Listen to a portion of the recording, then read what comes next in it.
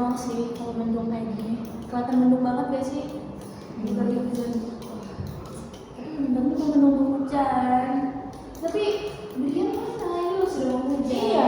Apa Brian kehujanan di jalan ya?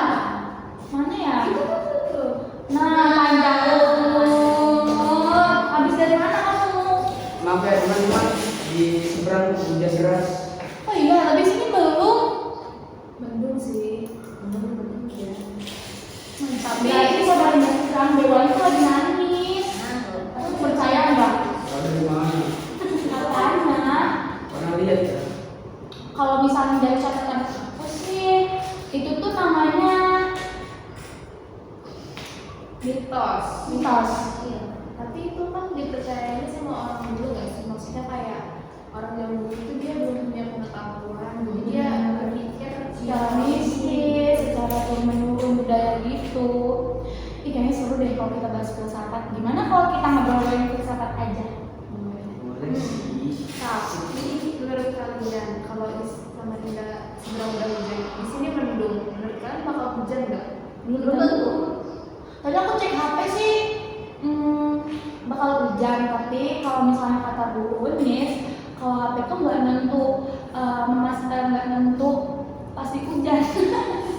Tadi mau ngomong apa sih? Iya, nggak tahu hujan.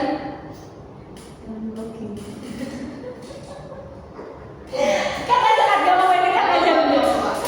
Jadi nanti dikat di tengah. Dan aku tuh banyak banget kalau susulannya. Aku mau nangis juga lagi. Gak mungkin ke Kamu tinggi. Kenapa menurut Enggak, kayak seluruh. Tapi menurut pikiran orang-orang ya biasanya kan kalau mendung hujan tuh. Ya nggak sih. Menurut kalian hujan nggak di sini? Kalau di HP. kalau aku menurut aku feeling aku hujan sih. Feeling aku sih berdasarkan feeling sih. Aku anaknya feeling banget. Siap. Kalau kamu sih Hujan juga karena kata-katanya mamaku ya. Kalau misalnya di sini hujan tuh pasti deket-deket deh situ udah hujan. Tapi hujannya kan sama rendah seberang. Itu bakal hujan dalam prediksi berapa jam? Apa langsung satu sama Enggak dua? sih, pasti ada juga masih ya sih. Banjir nggak? Prediksi kalian?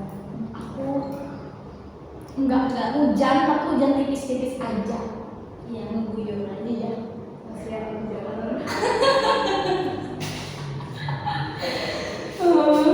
Coba deh gambarin piramida filsafat. Aku Oke, kamu. kayak yang di kelas tulis ya. Benar. Berarti ada 6. Ada 6. Iya benar. 1, 3, 4, 5. 2, 3, 4, 5, 6. Pertama, Pak. Oke, yang pertama Menurut kalian yang paling bawah itu apa? Yang terlalu biasa digambar orang-orang. Mitologi. Mitologi. Menurut- Kalau menurut kamu, common. Menurut aku common. kalau menurut dia, Kamu sih common. berpikir seperti biasa. Iya kayak biasa aja, secara realistis aja lah gitu. Berarti kamu Kenapa kamu pilih kita itu? bikin 2 ya. Ini menurut 2, 3, 4, 5, 6. Iya, ini menurut Natasha. Common. Ini nih.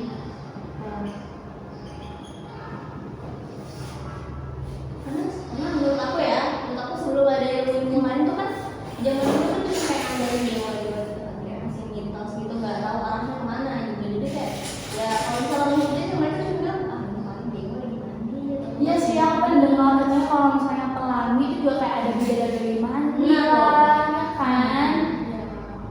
Terus kalau kalian kenapa kamu? Karena menurut aku ya secara realistis kayak biasa aja ya kan? Iya. Jadi Itu kayak pemikiran. Iya. Iya bener.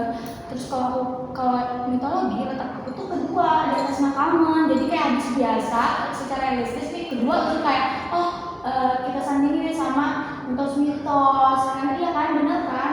Kalau kamu apa sih Aura? Kalau aku yang pertama sama kayak Natasha, aku mitologi karena mitologi itu biasanya percaya orang-orang dari dulu atau kayak anak kecil biasanya anak kecil belum terlalu bisa logic thinking gitu. Terus kalau yang keduanya itu aku common sama kayak Natasha, berarti itu sama ya Naf? Jadi aku sama Brian. Kalian psikologi. Aku yang kedua psikologi. Gua berarti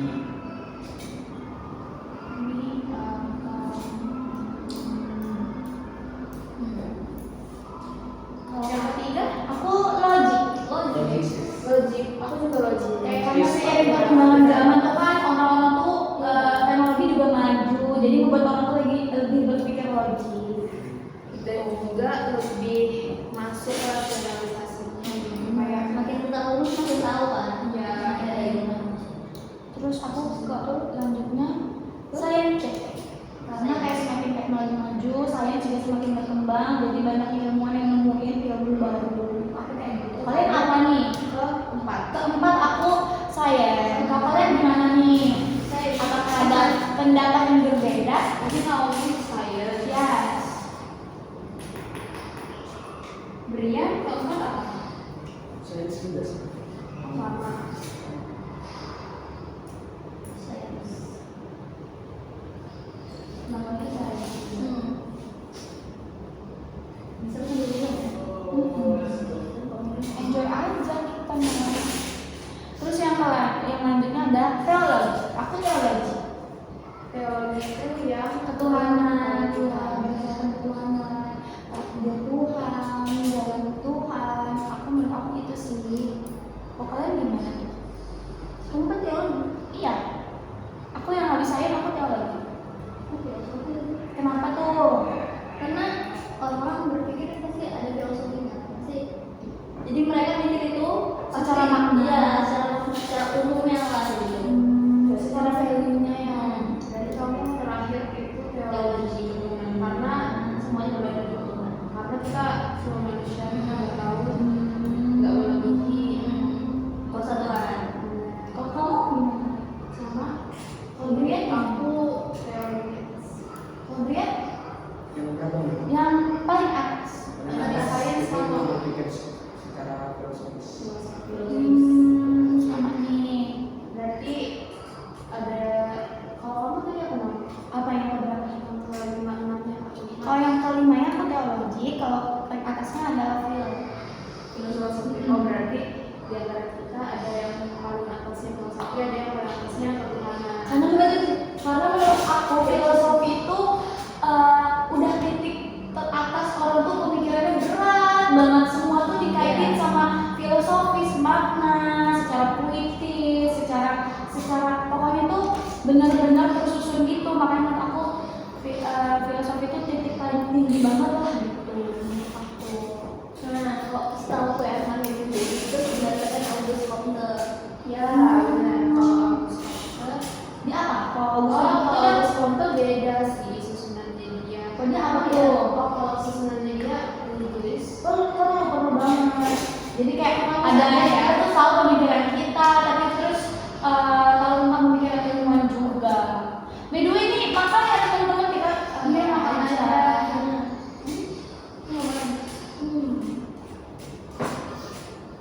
Ada yang ingat nggak menurut August Comte? Kan paling atas August Comte bilang teologi ya.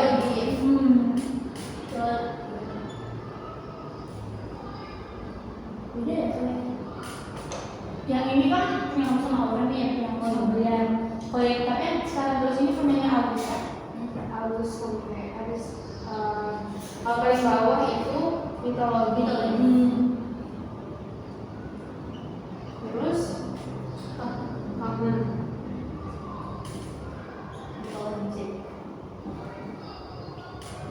Sains filosofi.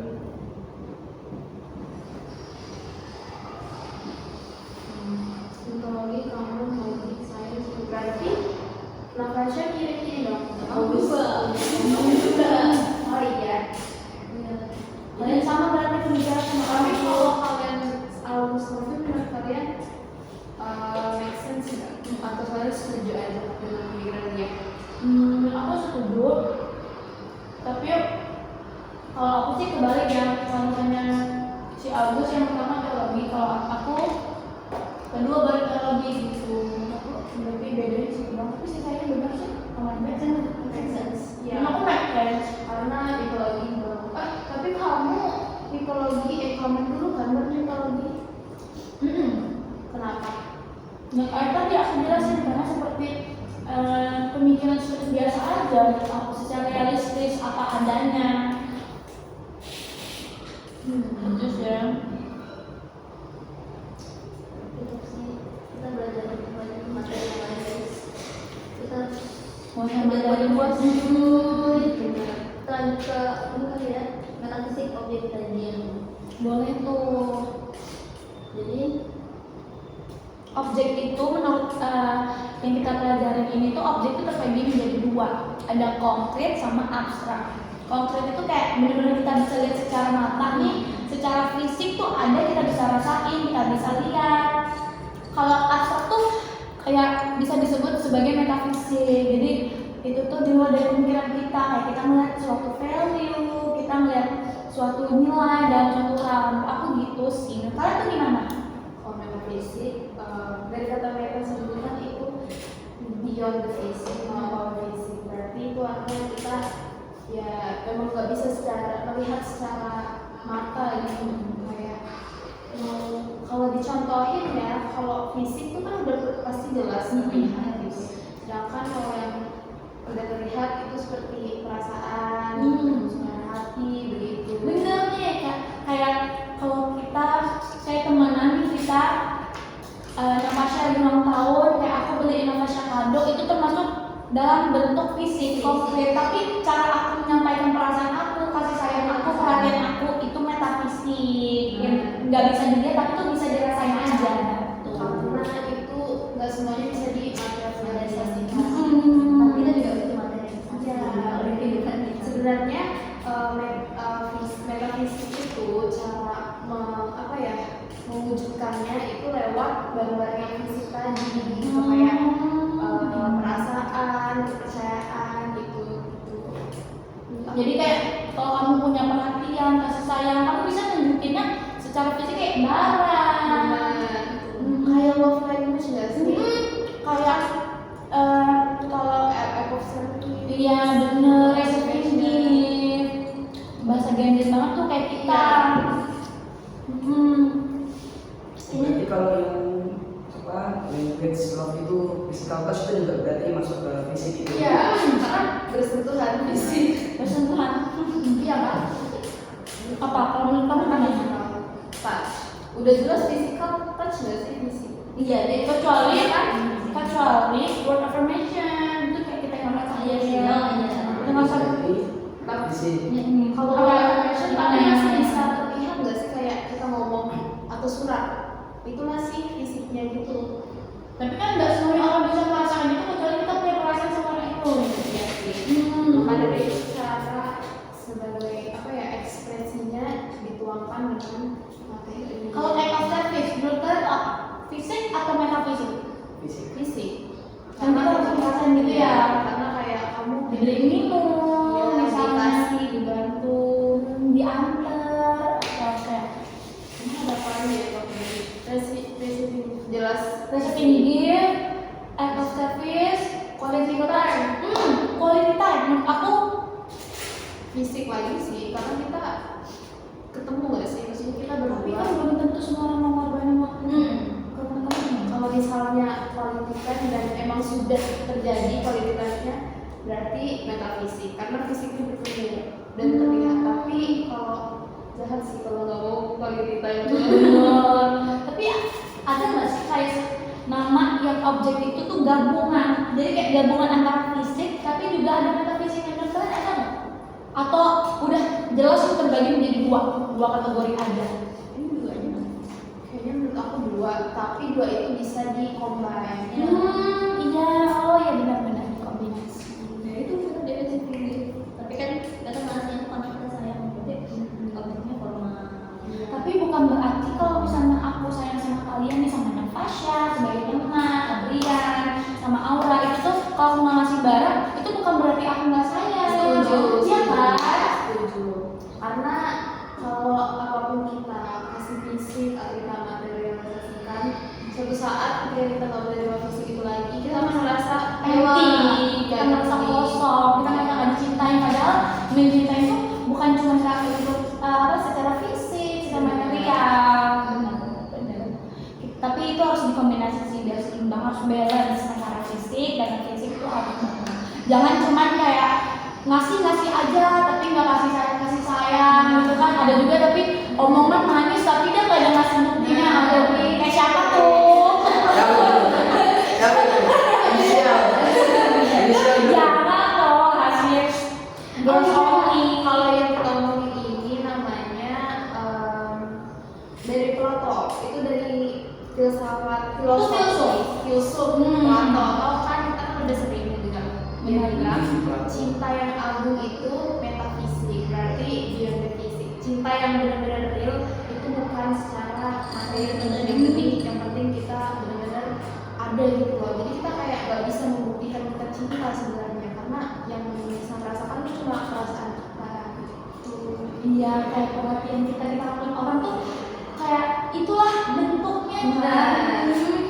Romantik. Benar. Wah. Betul. Ini kurang paham juga sama ini. Apa tuh yang Mana gimana? ada payung ini materi Itu payung itu materi selanjutnya enggak sih? apa tuh? Tapi aku mau nambahin nih satu lagi. Aku tulis tuh katanya everything physics it's gonna be gone. The only thing that only left is abstract. Jadi kayak secara fisik tuh pasti hilang. Kita tuh sebagai manusia tuh nggak selamanya hidup, ya kan, selama hidup. Dan kalau kita meninggal suatu saat yang tertinggal hanyalah metafisik itu perasaan kita. Kalau fisik kita bisa hancur tuh, tapi kalau perasaan kita tetap ada. Kayak kita kangen, misalnya kangen kakek kita yang misalnya udah nggak ada, kita tiba-tiba kangen sama orang tua pas merantau, kan kita nggak ngeliat keberadaan mereka, tapi kita ngerasain kangen. Menurut aku itu metafisiknya tuh di situ. Ya, karena yang aku catat juga di sini tuh bilang manusia itu punya limit, manusia itu terbatas. Dan kalau misalnya nih kayak fisik metafisik itu tuh ada pandangan yang kontradiktif sebenarnya, kayak ongoing improvement atau ongoing improve. Jadi tuh ada dua, ada yang terbuktikan atau mereka cuma membuat-buat sampai itu tuh terbukti kalau fisik metafisik itu berbeda. Bisa dijelasin nggak kayak sekitar kita tuh gimana sih aura itu tuh gimana tuh? Kayak saya itu kayak yang dijelasin yang botol, dan kita tahu nih satu universe, tapi universe lain itu kita belum tahu. Itu masih ongoing untuk proven dibuktikan oleh saintis. Tapi kalau kita kan punya limit, kita nggak bisa melewati beyond fisik. Kalau misalnya mereka tetap merasa mereka sanggup untuk mengetahui, mereka akan mencoba apapun tapi diimprove, kayak mereka sehingga tuh kayak bisa mungkin mereka buat-buat gitu loh. Kayak di sini ada ini diimprove gitu sama mereka. Jadi antara di-improve atau di-improve. Tapi aku ingat banget ada ibu Miss tuh warning kalau manusia itu ternyata punya limit. Jadi kita jangan merasa kita semuanya kita bisa menciptakan ini terus kita merasa lupa sama diri kita sendiri. Kita merasa meremehin alam semesta karena kita awalnya kita harus ingat Tuhan juga. Gitu. Kita nggak ada apa-apa, semuanya kecil. Gitu. Makanya itu tadi teologi di atas menurut Agus Komtena, kita nggak bisa beyond fisik. Jadi kayak Tuhan tuh sumber dari segala sumber lah, sumber ilmu. Untuk kebenaran yang nggak bisa kita kita semua benar-benar kita nggak bisa tahu gitu. Ada sesuatu yang kita seharusnya nggak cross the limit gitu loh. Benar. Berarti kalian tim manusia yang mengataskan Tuhan. Iya benar. Berarti kalian kayak membuka payung gitu ya untuk Oh iya, wahyu payung. Itu kan udah jelasin nggak? Soalnya aku tuh kurang paham tuh di bagian situ. Kalian bisa jelasin nggak?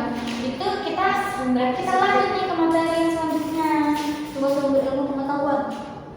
Ada kayak sumber ilmu pengetahuan, berarti itu asal usul ilmu nggak sih?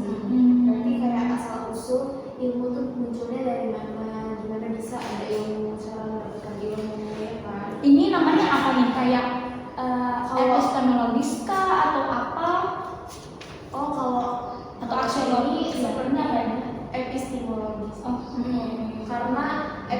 psikologi itu kan gimana cara atau metode apa yang kita pakai buat mendapat mencapai ilmu tersebut gitu ya. berarti ini epistemologi. Oh iya bener nih, ada secara eksternal sama internal. Kalau eksternal tuh kayak di alam semesta, tapi kalau internalnya dalam manusia itu sendiri ya, kita sendiri ya. dalam hati. Oh kayak contohnya itu gimana sih kalau internal tuh menurut kalian? Aku penasaran deh. Kayak waktu itu kan Chandra kan disuruh ini loh, mencontohkan dia sedang mengambil balon di atas loteng. Nah kemudian ada yang bertanya bagaimana kalau faktor dari internal tersebut, faktor Iya dari internal benar. Kalau dari internalnya. internal. Nah berarti dengan cara dia mengambil kursi, nah kemudian yang kursi dia ambil balon itu. Beda halnya dengan orang yang berpikir itu dari faktor eksternal. Contohnya misalnya mungkin saja angin bertiup sehingga balon itu turun ke tangan Chandra, atau balonnya itu mengempes, turunlah dia sehingga Chandra bisa mengambil balon tersebut. Oh kalau kayak gitu tuh eksternal ya, tapi kalau internal tuh dari kemauan Chandra itu apakah dia berusaha ngambil tangga kah, dia ngambil kursi untuk mencapai itu ya? Oh gitu. Nah untuk mencapai itu tuh ada dua alatnya, antara pakai akal sama indrawi kita, atau kadang-kadang balance gitu. Itu gimana tuh maksudnya tuh? Karena seingat aku dua hal ini, akal dan Indrawi. itu sudah jelas ada di kita. Tapi mungkin bisa ada keterbatasan. Jadi kalau misalnya kita punya pemikiran dan juga punya indrawi, itu kita sudah bisa mengambil sumber ilmu itu. Tapi Belum lengkap, iya, masih ada yang kurang lagi. masih ada. Misalnya itu kayak itu toolsnya gitu loh. Itu sudah spek kita dari lahir, kita punya indera, punya akal. Tapi kan ada orang yang indrawinya kurang, ada juga yang akalnya kurang. Jadi dua alat ini tuh maksudnya kayak belum Disfungsi. Iya disfungsi. Jadi kayak belum melengkapi dia untuk mendapatkan pengetahuan itu. Oh jadi kalau misalnya kalau ada orang tua yang dengan kekurangan itu sebenarnya indrawinya berfungsi, tapi kalau akalnya itu disfungsi ya, berarti yang akal dan yang tersebut. Terus yang kalau wahyu ini apa nih? Maksudnya dua ini terkemas dengan namanya wahyu atau apa nih? Wahyu itu apa sih dalam materi ini? Sebenarnya toolsnya itu ada 4 yang disebutkan nafas itu. Tools untuk mendapatkan ilmu tersebut. Yang disebutkan nafas itu boleh ada 2 kan, ada indrawi dan akal. Indrawi itu ya Bagaimana cara kita melihat, mempergerakkan tangan, hidung mulut, berbicara. Kalau akal cara kita berpikir gimana kita mengambil balonnya itu tadi. Kita mau bertindak bagaimana, mengambil keputusan itu namanya. Tadi apa? Pertama adalah indrawi. Indrawi. Yang kedua itu Akal. itu mereka saling beririsan. Ini beliau Apalagi yang sebelumnya nih, yang ketiga nih. Yang ketiga itu intuisi. Intuisi itu ini. Oh insting ya. intuisi sama insting apa bedanya guys? Sama nggak sih? Insting itu kayaknya kayak Langsung pasti ada itu ya. Kalau intuisi Kayak ya begini deh. Kalau intuisi itu gerakan hati. Apa Iya. dong berarti? mungkin mirip. Mungkin kalau insting tuh lebih kayak dari kita ngambil balon gitu. Kalau misalnya dia udah ngerasa aja, kalau misalnya mau gapai balon itu udah kayak mungkin mau jatuh atau terbang, itu dia kayak insting itu ikut. Terus apa yang Wahyu. Berarti ada wahyu. kenapa wahyu? Kalau di indrawi namanya empiris, kalau akal namanya rasionalis, kalau misalnya intuisi ada ewi. Kenapa dikaitkan sama wahyu? Apa? Kenapa ada wahyu? Nah tuh kenapa tuh ada wahyu itu? Karena pemberian Tuhan. Jadi kalau indrawi itu secara kita terlahir kita udah ada indrawi, kalau akal kita itu berasal dari kita lahir juga. Ya kalau intuisi itu kayaknya menurut aku karena kita terbiasa melakukan dari kecil, misalnya kayak kita mau makan, kita tuh udah tergerak hati kita kayak udah ambil sendok, ambil piring. Nah kalau wahyu itu anugerah sih dari Tuhan, kita dapat 3 tersebut tuh dari wahyu itu.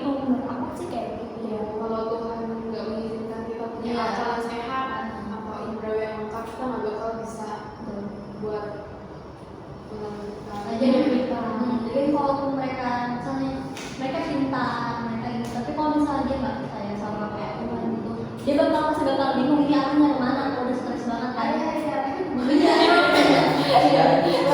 Bakal pusing gitu kalau nggak punya Tuhan gitu ya. Karena Tuhan yang mau aktifkan. Iya, dia bakal nyari, dia bakal searching terus kayak dia mencari dunia, tapi setelah dia cari-cari kok nggak ketemu gitu. Benar sih, maka kita harus ngebalance lah, pokoknya kita harus ngebalance antara apa tadi? Antara empat, iya, bahwa ini kita balance. Indrawi, akal, dan insting. Kalau misalnya kita nggak mempergunakan akal kita dengan baik, kita melakukan hal ceroboh dengan sebenarnya kita nggak mungkin perasaan orang, kita nggak berhak, berarti kita nggak mencapai ilmu tersebut nggak sih?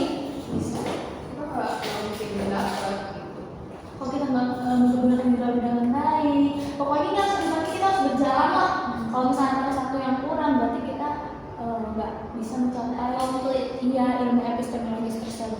Tapi kita juga punya proses, walaupun kita punya empat itu kita ada proses. Kayak yang kata Bu Cinta itu kan ada subjek aktif atau subjek yang pasif. Sebenarnya masuk yang di eksternal internal itu tadi nggak sih? Iya. Yang kalau subjeknya aktif berarti subjeknya itu punya keinginan diri sendiri untuk bergerak. Kalau misalnya objeknya pasif itu mungkin bisa aja ilmunya dikasih gitu. Kayak kita mungkin kita dikasih, tapi kita juga aktif, bisa kayak self learning, kayak sekarang kita diskusi. Benar-benar. Oh sama nih, ada waktu itu Bu Unis tuh bilang kayak kita sama Bu Unis itu sama mencari ilmunya, tapi bedanya Bu Unis itu mau mencari lagi, memperdalam lagi, makanya ilmu tuh aku tuh tetap ada, tapi tergantung dari kitanya mau mencapai ilmu itu sejauh mana gitu. Isi kalau air tuh kayak kita tuh bisa aja segini, tapi ada juga orang yang airnya tuh segini gitu. Jadi kayak tergantung kita mencari ilmu itu kayak gimana, seperdalam apa. Terkenal di Unis tuh yang pengen belajar terus. Penasaran sama ilmu. Berarti itu intinya kayak intuisinya Buat buat untuk mencari ilmu tuh kuat banget. Nah iya beda-beda tuh. Ada juga kalau kita lagi mager, minggu enaknya rebahan, berarti intuisi kita nggak terlalu jalan. kalian ada nggak yang mau gambar? Apa tuh? Payung. Mau. Terus gambaran bagus. ya itu ya. Gimana nih awal gambarnya nih? Payung biasa Gambar nih. pak orang nggak sih, gambar orang? Orang apa payung dulu? Orang pakai payung. Orang dulu nanti dia boleh sebenarnya Terus ada orang di sini. megang payungnya dong di atas kan nih. Tangannya tuh. Payungnya mancing payung. Ini apa nih? Ini materinya kayak Nah kalau Indrawi itu kan kayak ada makan. Nah, kita cuma tahu dulu. nih, oke dari Indrawi. Nah itu sudah ada tuh Indrawinya. Oke, ini checklist ya. Oke. Terus akal udah pasti ada akal. Gerak apa tuh? Dicari dia memegang. Ya pakai Indrawi. Yang penting ada akal. Udah tahu cara megang itu berarti udah Iya, tahu. berarti dia ada akal. Kalau misalnya dia nggak punya akal, dia harus buka payungnya. Kalau insting, Insting. Dia mau pegang payung. Untuk melindungi dari hujan misalnya instingnya dia benar-benar. Dan dia tahu ke arah mana poin itu dibuka. Dan dia Nah, nggak poin bawah. ke bawah. dan juga ada akal. Insting juga. Berarti kalau misalnya ke bawah kan kayaknya berarti nggak bisa pakai dong. Iya, payungnya Berpikir, Iya. think smart. Berarti isinya jalan. Nah, kalau wahyu itu apa sih? Gimana sih kalau wahyu? Wahyu itu justru di payungnya yang melindungi dia. Gimana cara Cara semua ini ada kan perlu wahyu dari Tuhan. Iya. Orangnya nggak di luar payung dan payungnya segede orang ini. Dia bisa masuk lah ceritanya. Nah terus kalau misalnya tutup payung, kalau tutup itu tuh apa sih? Kayak tuh kalau orang ateis tuh berarti payungnya gimana? Oh, Terus kalau dia payung payung gimana tuh apa? Kalau ini dia buka payungnya, dia percaya wahyu itu namanya teosentis. Itu tuh apa tuh? Dia percaya adanya wahyu Tuhan. Dia Dia hidupnya karena ada Tuhan, Iya. karena dorongan Tuhan gitu. Nah. Terus kalau apa tuh kalau misalnya ditutup? Apa lagi tuh selain kayak kalau dia payungnya ditutup dan dipegang doang, itu sekularisme. Apa tuh ditutup dan pegang doang? Yang dipegang doang. Jadi kayak dia percaya, dia percaya, Tapi dia pegang. nggak mau menerapkan itu. Terus kalau kayak payungnya dipatahin dibuang gitu ATI.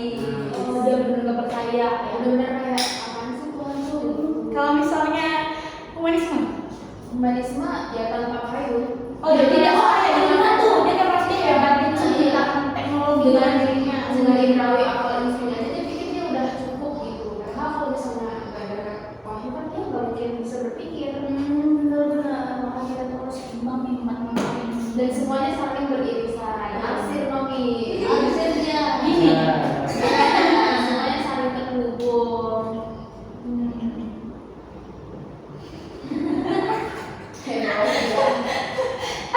beda aku global sudah. Oh ya sudah.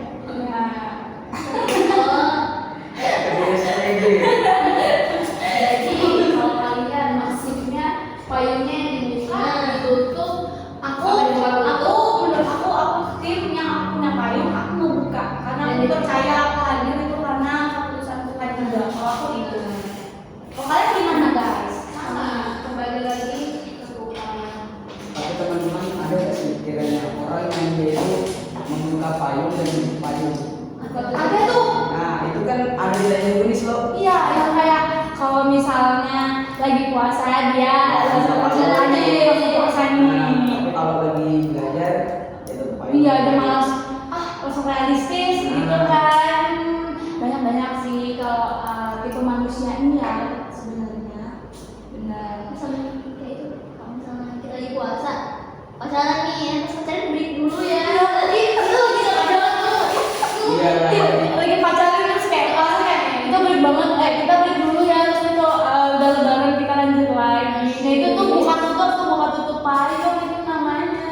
Brian pernah nggak kayak gitu? Pernah. Oh ya, lifestyle. itu lifestyle. Pegang Itu ada Brian.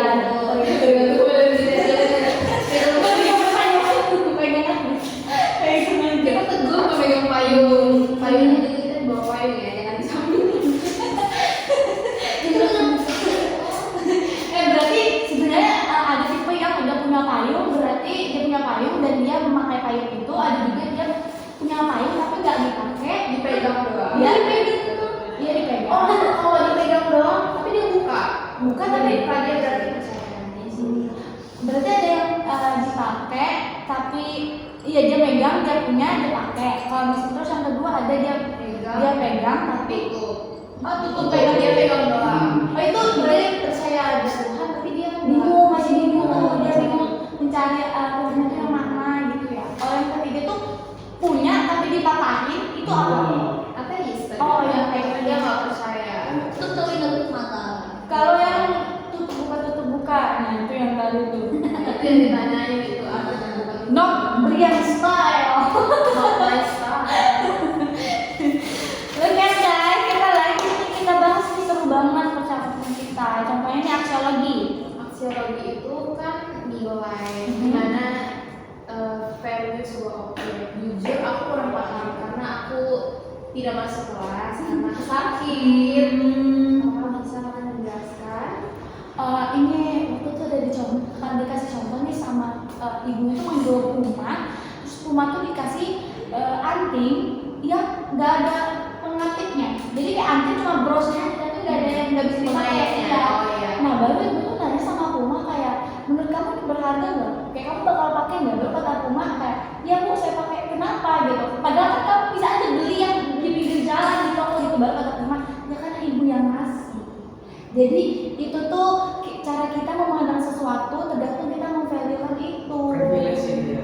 Bukan privilege, kayak lebih ke kalau misalnya nih aku temenan sama Nafasya, Aurel nggak temenan sama Nafasya, aku ngasih minuman ke Nafasya bener-bener kayak kasih saya tuh kayak aduh kayak ini ngomongnya kayak so sweet aja. Tapi kalau misalnya Aurel ngasih dia stranger kayak Nafasya tuh kok kayak biasa aja. Jadi kayak tergantung kita memandang orang tersebut gitu.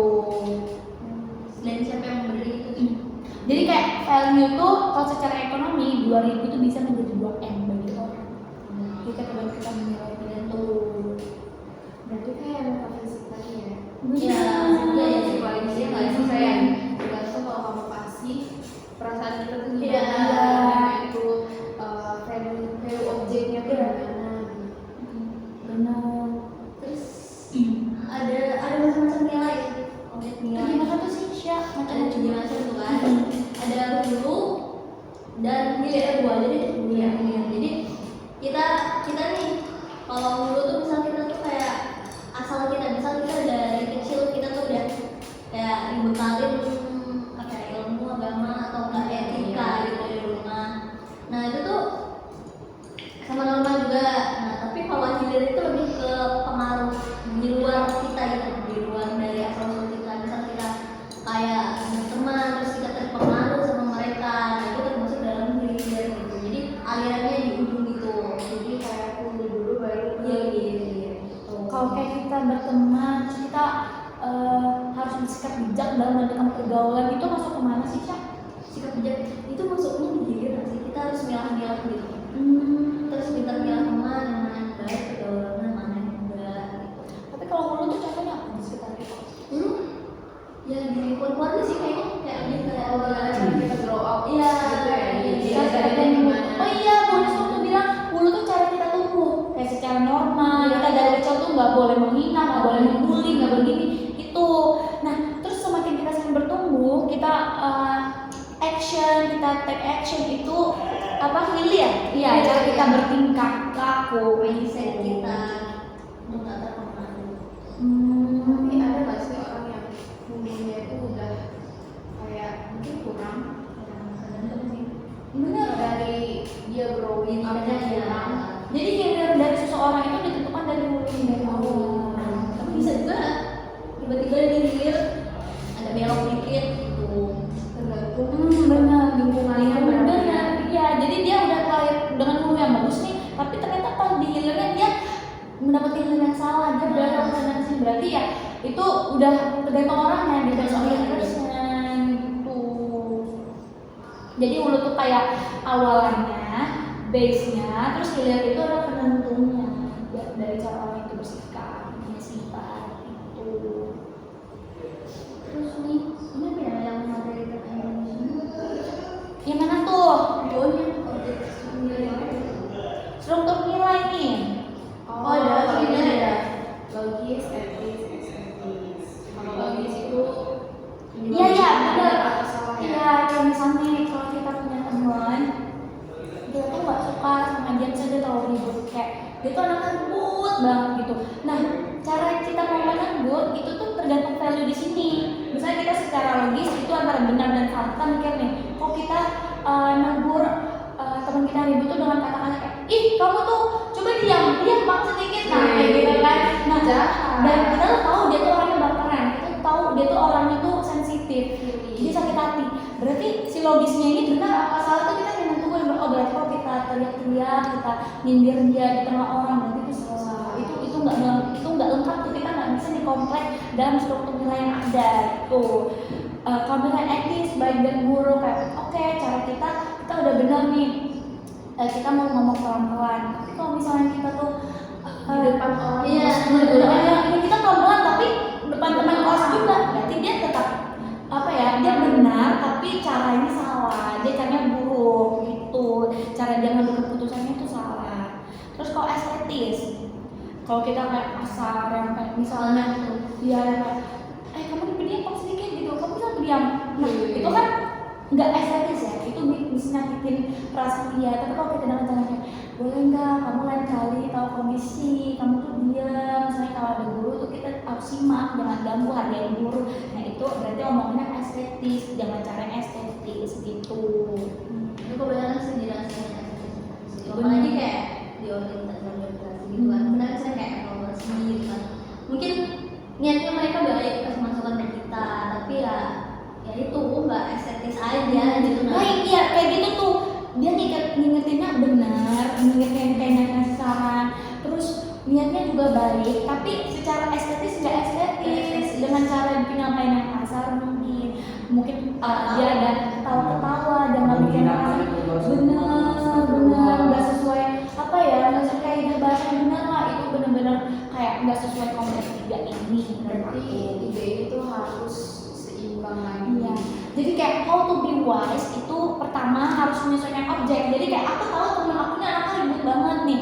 Terus kayak dia tuh anaknya sensitif. Jadi aku harus mikir gimana ya cara aku bertindak secara logis, bertindak secara etis dan estetis. Jadi kayak gimana aku gimana aku ngomongnya pelan-pelan kah, atau nanti berdua aja di ruangan ngomongnya, atau aku ngomong depan banyak orang. Nah itu kayak apakah aku pakai bahasa kasar kah, pakai kebun binatang, atau aku pakai bahasa Indonesia yang biasa. Nah, itu Berarti kembali ke kayak dulu ya kita. benar. Kita diajarin etika di keluarga gimana itu akan menjadi hilirnya kita cara negur orang tadi. Cara mindset kita juga kita harus tahu. Mindset. Iya. Semua tergantung mindset. Terus ya berarti how to be wise itu harus menunjukkan objek. Terus yang kedua informasi dan data. Jadi kita harus tahu nih anak sifatnya gimana sih. Dari teman-teman aja. Nih anak kita harus tahu nih orangnya gimana dulu. Atau dia ribut cuma pelajaran guru ini kah, dosen ini kah, atau dia tuh ribetnya tuh ke semua dosen. Kan kita harus tahu. Kita harus research. Yang ketiga keindahan. Nih kita harus beretika lah, apa ya namanya tuh kalau estetis tuh ngomongnya tuh harus sesuai tutur bicara yang benar gitu. Tuh guys. Terus apa nih, kita lagi bahas apa nih, seru banget nih. Perkembangan aksiologi yang ada gambar ini loh. Udah. Gambar. Rian belum. Baca gambar ya. Itu bagus. Ini udah Aku nggak bisa jiplak. gambar kuda. Udah jiplak ini. Oh nggak apa-apa kita. Kita bahas aja deh kayak udah, kedua makanan biasa aja nggak apa-apa. Nah, Oke, ini masih masuk kan di kan. Bener. Bagaimana suatu objek kita gabungin nih, tadi kita dari objek sama value, kita gabungin gimana cara suatu objek itu bisa bervalue. Dipandang Macam berniat. macam dari berbagai macam aliran-aliran filsafat. hedonisme ya. Pertama itu hedonisme. Kayaknya ini deh deh. Aku nggak tahu deh di sini nggak bisa dibaca. Emang itu masih ada sepeda? Apa masih ada sih? Ada. Oh ya, tapi udah tutup. Hedonisme. Kita hedonisme dulu. Ini sesuai sih mood free. Udah sadar mau itu apa gimana? Tulis kuda aja, nggak Sudah ada. ada. Kita kan udah ngerti aja kan itu udah. Ini ada yang belum. Nah jadi Udah sama orang nggak sih? Oh iya, kuda dan orang. Dan orang dan penunggannya. maksud kuda tuh apa sih? Maksudnya ada kuda terus ada orang nunggangi tuh apa gimana sih guys? Ya, Kuda itu adalah kan kalau di hedonisme itu ada empat, ada fisik, aktual, here dan keakuan. Jadi kayak rasis. Nah, menurut hedonisme sesuatu objek itu bisa bernilai kalau ada fisiknya, terlihat dari fisiknya. Secara material. Benar. Kalau bahas dan sekarang tuh kayak materai atau beda lagi? Iya, benar.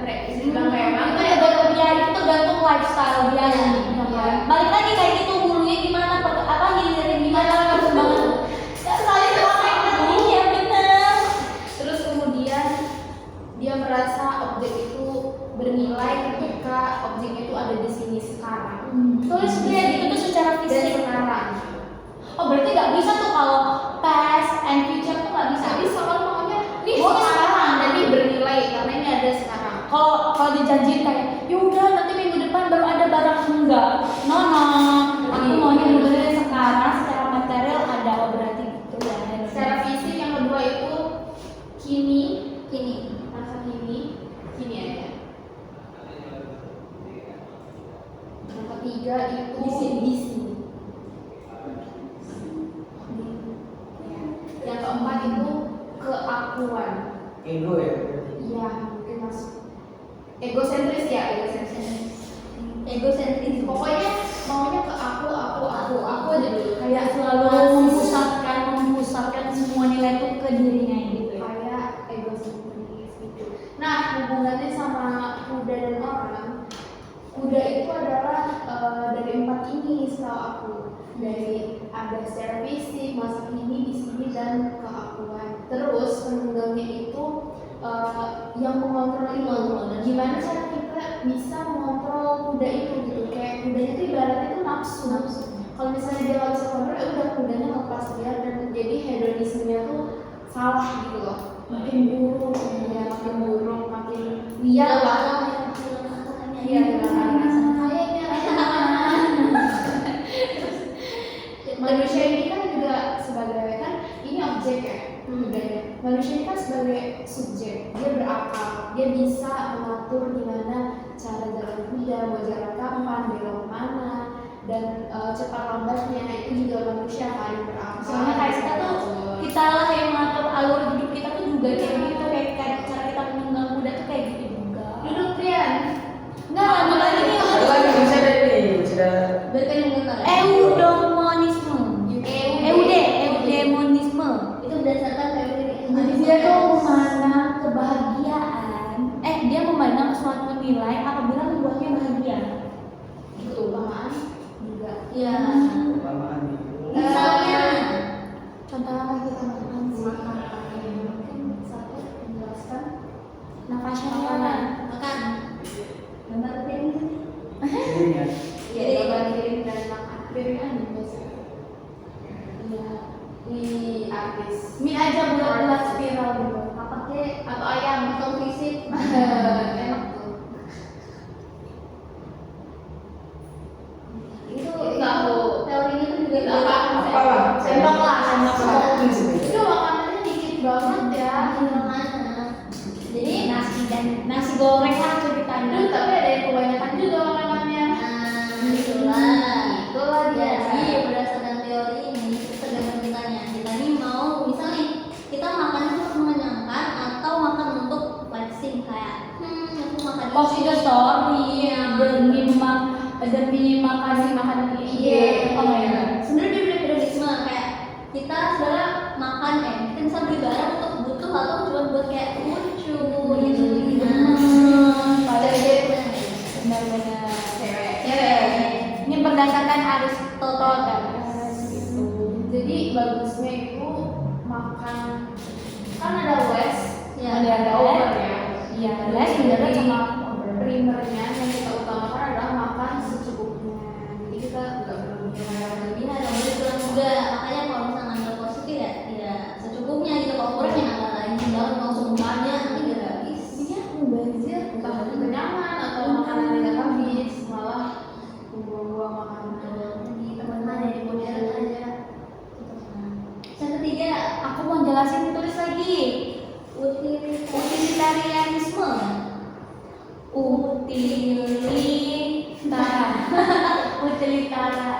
Utilitarianisme. Utilitarianisme. Jadi ini menurut David Hume. Iya. Bentuk Hume. David Hume. Itu beliau tentang kurungnya ya, itu benar tempat. Jadi dia tuh memandang sesuatu itu bernilai jika ada manfaatnya. Jadi dia punya banyak uang, tapi dia mau memanfaatkan hartanya ini menjadikan sesuatu lebih bernilai, kayak dia membantu orang.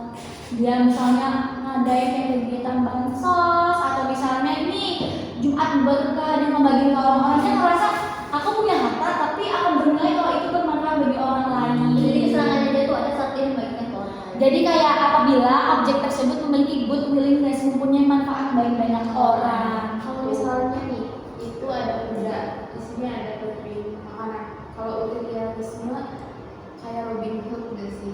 Bener. Maksudnya dia membantu orang-orang yang padahal dia sendiri juga Dia rela mencuri nih, tapi demi kebaikan orang. Oh, ya, harus iya. Tapi kita ambil sisi positifnya kan. Dia baik karena dia senang ketika dia bisa membantu orang lain. Dia merasa dia bermanfaat. Dia kan berbuat baik, berbuat baik karena kebutuhan kewajiban. Jadi dia merasa kalau berbuat baik itu wajib gitu, hukum itu wajib. Karena kita memang Dari hulunya juga. Benar, itu jadi baik. Benar banget. Selanjutnya ada deontologi. Di sini ada Iya, aku satu payung itu. Payung keren itu. Ih, seru banget. Seru banget. That's okay. Deontologi itu kehendak baik. Konsepnya Niat. niat. Maksudnya mirip utilitarianisme. Dia ada utilitasnya. Oh sorry guys, yang good willingness itu yang baru deontologi. Kalau yang ketiga itu benar-benar fokus buat manfaat orang lain. Oh iya, dan setahu aku juga yang ketiga itu tadi itu antitesisnya dari hedonisme yang pertama. Maksudnya muncul dari hedonisme kan? Iya kan, hedonisme kan dia muncul sebagai perlawanan. Oh. Hedon karena antitesis. Oh. Jadi kayak perlawanannya. Ini ada tesis, ada sintesis jadi ada juga kan sintesisnya. Fotosintesis. Iya benar. Ada tesis, ada sintesis sama sintesis gabungan. Kalau ini dia antitesisnya hedonisme. Jadi dia benar-benar kayak enggak aku. Kalau hedonisme tuh aku gitu. Kalau antitesisnya hedonisme itu kayak kita semua benar-benar. Iya, oke, deontologi. Oke, deontologi nih kehendak baik karena konsekuensi kewajiban. Dari ya sama kayak kita di kelas, kita kan kelihatannya niat baik mau masuk kelas mau belajar, tapi itu juga salah satu bentuk niat kita atau kayak itu suatu kewajiban kita buat hadir, untuk nilai, entah juga menghargai orang tua kita yang bayar UKT. Jadi karena kita berbuat baik ke mereka, ke diri kita ya karena kewajiban kita gitu. Kewajiban kita untuk berbuat baik. Dan juga kayak kita nyatat misalnya, kalau misalnya kita nggak niat buat nyatat kan berarti kita ya udah kita nggak nyatat. Ini Immanuel Kant ya kalau deontologi. Lanjut ada akhlak dari Al-Ghazali. Menempatkan value paling atas tadi ya. Ini benar ya. Payung yang hilang itu pokoknya dia belajar dalam teologi. Berdasarkan ketuhanan. Berarti August Comte itu benar kayak susunan Iya. dia itu sudah perfect. Iya, filosofi yang benar-benar cerdas, kayak benar-benar. Iya, tapi saya aku oke, itu lanjutin ini dulu ya. Oke, lanjut lagi. Meletakkan moral pada wahyu. Jadi dia berbuat baik selain karena kewajiban, tapi dia karena iya gerak hatinya, karena dia merasa berbuat baik selain ke manusia juga ke Tuhannya gitu. Dan juga mengikuti ajaran agama. Iya, oh iya benar-benar. Oh karena panggilan hati. Jadi dia bukan karena paksaan, tapi karena dia memang pengen. Berarti benar. Hati itu berarti intuisi lain. Benar, saling connected. Pokoknya yang terakhir ini ada adab ya, adab tuh ya sama kayak apa nih, dia kan ada untuk etikanya juga, ada adab. Oh, itu berarti ke agama. Benar. Nanti teologi ini kembali lagi ke piramida tadi. Oh iya, dan setahu aku si Auguste Comte itu dia tuh piramidanya tuh info guys. Oh iya. Iya nggak sih? Oh iya kan, ada yang gini nggak sih? Ya, terus kita balik piramida lagi.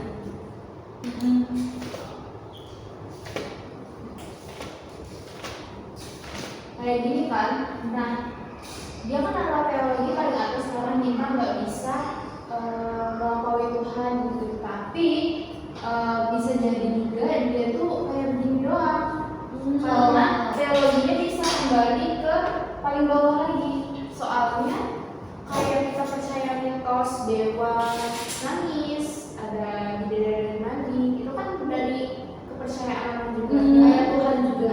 Jadi tuh dia bisa taruh angka paling atas atau dia taruh paling bawah di bawahnya mitos. Tapi mungkin kalau ditaruh paling bawah itu karena belum ada pemikiran saintis, belum ada pemikiran filosofi, sebelumnya dia taruhnya piramida kumpul gitu. Seingat aku ya, masih Armstrong. Oke. Kayak kita nggak kerasa nih kita udah bahas banyak banget. Ternyata nggak hujan ya. Iya. Iya, ini Itu tandanya apa tuh kalau hujan itu berarti Berarti kamar bikin apa tuh? saintis. Bener. Iya. Awan bisa jadi mendung sisi cakap. Iya. Musikus. kejadian tempat lain. Benar-benar nggak kerasa nggak sih kayak kita udah bahas banyak banget nih, seru banget gak sih? Banget kita sampai lupa waktu. Terus kayak tadi katanya Brian mau lanjut ya survei. Iya, semuanya bener kan? Bener begini. Iya. Sebelum kita bubar nih, kita geser ke rencana-rencana kita. Kita doa dulu nih supaya ruas kita tinggi nih, amin. Ya Allah, semoga nilai tugas Naomi, Nafasya, Aura dan Brian tinggi.